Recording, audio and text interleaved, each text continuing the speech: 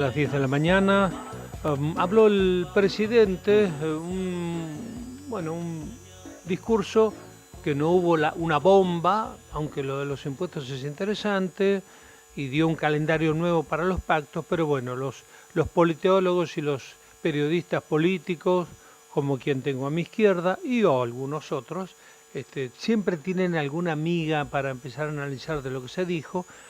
Vamos a hablar con Juan Negri, que es politólogo, director de las carreras de Ciencias Políticas y Estudios Internacionales en la DITELA. Claro. Juan, muy buenos días. ¿Qué tal? Buen día, gracias por el contacto. Bueno, aquí estamos con Gonzalo Prado. Estábamos hablando hoy del... Exalumno de esa casa. ¿Lo reconoce la casa? No, me niegan, pero bueno. ¿Viste? El título dice lo contrario. Persona no deseada. Juan, Sí. ¿cuál es la mirada desde el punto de vista de politólogo del discurso del presidente del día sábado? Bueno, yo veo un presidente más moderado, es decir, que no en Córdoba, que dio un discurso más bien institucional. Me parece que, o sea, yo no lo puedo desconectar de la necesidad que tiene de que el Senado finalmente apruebe la ley base. Me parece que en este contexto mostrarse el Milei de siempre, ese Milei verborrágico, agresivo, que tanto éxito le da, por otra parte, en otros ámbitos, en lo puntual, en lo que tiene que ver con la relación con los gobernadores, me parece que en este contexto no es lo más apropiado. Y entonces vimos un Milei más encauzado, ¿no? más presidenciable, si se quiere poner en esos términos.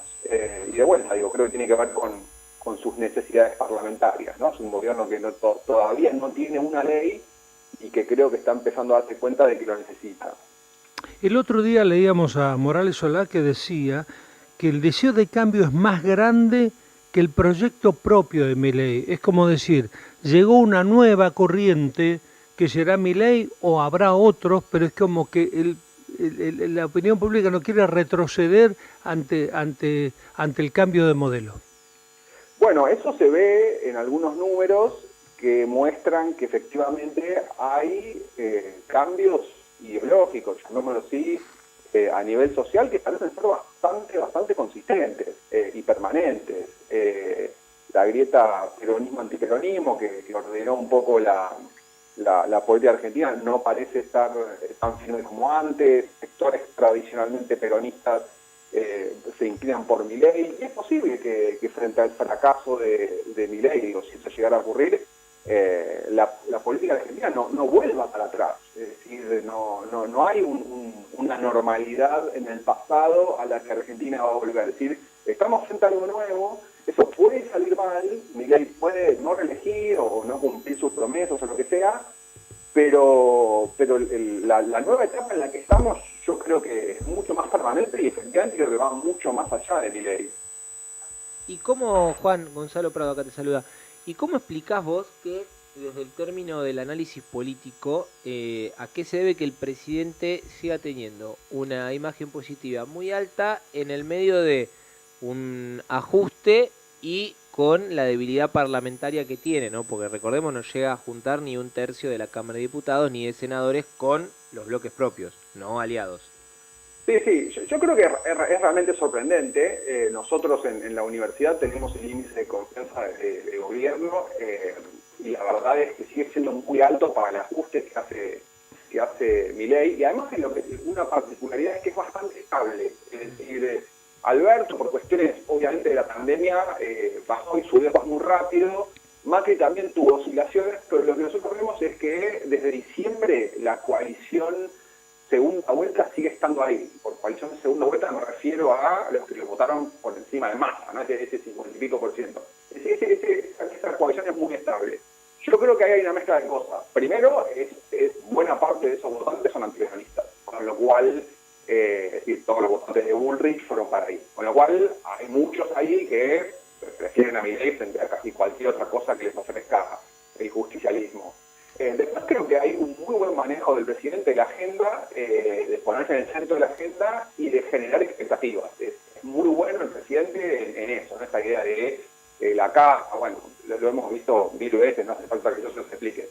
Y después creo que también la desarticulación de la oposición. Digo, enfrente quién está. Es decir, en el peronismo hay acefalías, se están peleando Axel con Máximo, los líderes más visibles hoy del peronismo son los sindicatos, y los sindicatos son muy fuertes en la logística, pero caudal electoral no tienen. Entonces también no hay nadie que pueda capitalizar, me parece, ¿no?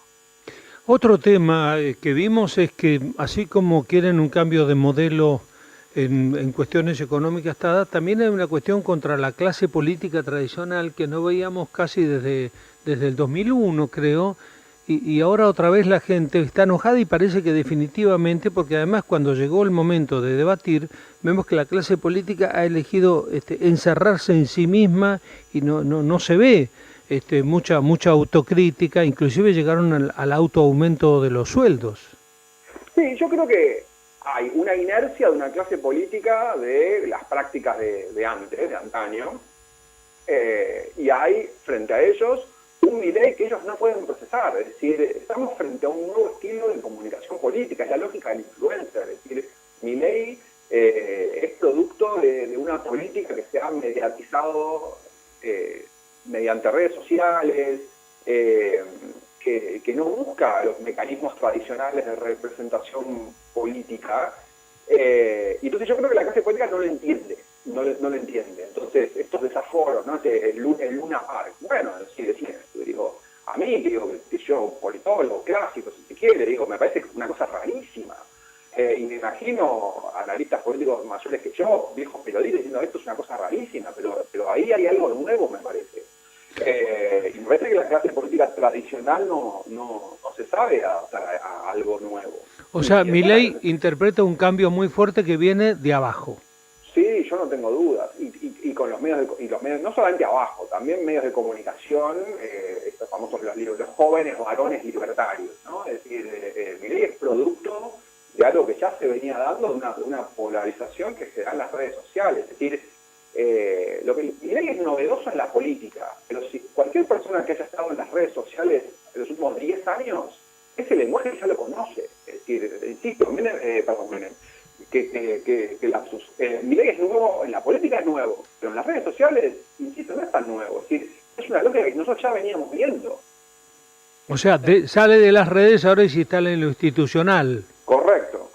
La idea, bueno, insisto, la idea del influencer, y eso también se ve en política exterior, por ejemplo. Claro, no le interesa el G20, esas cosas que interesaban a Macri, por ejemplo.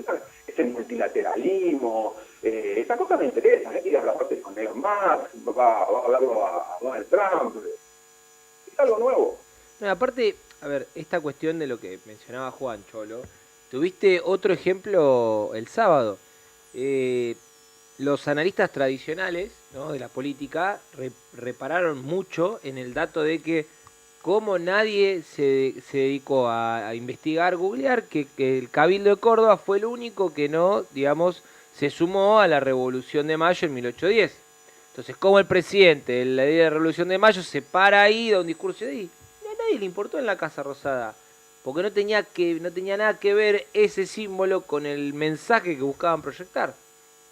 Sí, además de tenerse en ese detalle histórico, también es como muy un tecnicismo, claro, ¿no?, para la mayoría de la gente, ¿no? Sí, lo vimos en el Luna Park, donde periodistas aún cercanos al gobierno decían, no, pero ¿cómo va a cantar? ¿Cómo va a ser esto? O sea, hay un nuevo lenguaje. Hay un nuevo lenguaje, e insisto, es un lenguaje que para mí es nuevo en la política, pero no es nuevo en el debate público. Nosotros ya lo veíamos en las redes, ya lo veíamos.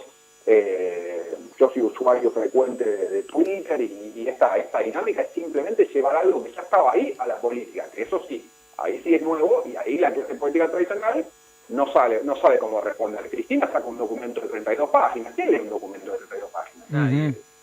El presidente fue a Europa y lo vemos como, no sé en qué lista de prioridades tiene, pero está como instalándose como un líder de la derecha en parte de Occidente.